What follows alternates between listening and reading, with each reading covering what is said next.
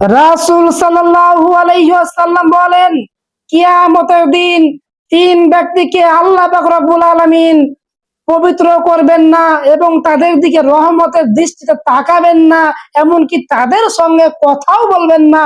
তাদের মধ্যে এক নাম্বার হচ্ছে যারা টাকনুর নিচে লুঙ্গি প্যান্ট পায়জামা, যারা টাকনুর নিচে প্যান্ট পরে পরিধান করে, তাদের দিকে আল্লাহ পাক রব্বুল আলামিন তাকাবেন না, এমনকি তাদেরকে সেদিন পবিত্রও করবেন না।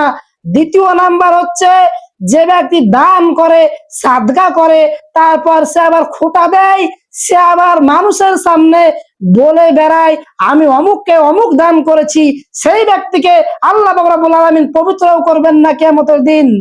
আর তিন নাম্বার হচ্ছে ওই সমস্ত ব্যবসায়ী যারা নিজের পণ্য বিক্রির স্বার্থে তারা বলে থাকে আল্লাহর কসম করে বলছি আমার অত টাকা কিনা নেই, আল্লাহর কসম করে বলছি আমি পারবো না।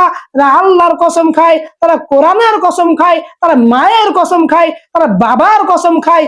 এই রকম যারা কসম করে, মিথ্যা কসম খাটে, যারা নিজ পণ্য বিক্রি করার জন্য, ওই সমস্ত ব্যবসায়ীর দিকে আল্লাহ পাক রব্বুল আলামিন কিয়ামতের দিন রহমতের দৃষ্টিতে তাকাবেন না এবং তাদেরকে পবিত্রও করবেন না, এমনকি তাদের সঙ্গে কথাও বলবেন না। হে যুবক ভাই, তোমার মধ্যে যদি এই তিনটি গুণ থেকে থাকে, তুমি আজকেই এই তিনটি গুণ তোমার জীবন থেকে সরিয়ে ফেলো। এই তিনটি গুণ আজকেই তুমি বর্জন করো, নচেৎ কাল কিয়ামতের দিন তুমি আল্লাহর রহমত থেকে বঞ্চিত হয়ে যাবে। কাল কিয়ামতের দিন তুমি আল্লাহর রহমত থেকে বঞ্চিত হয়ে যাবে।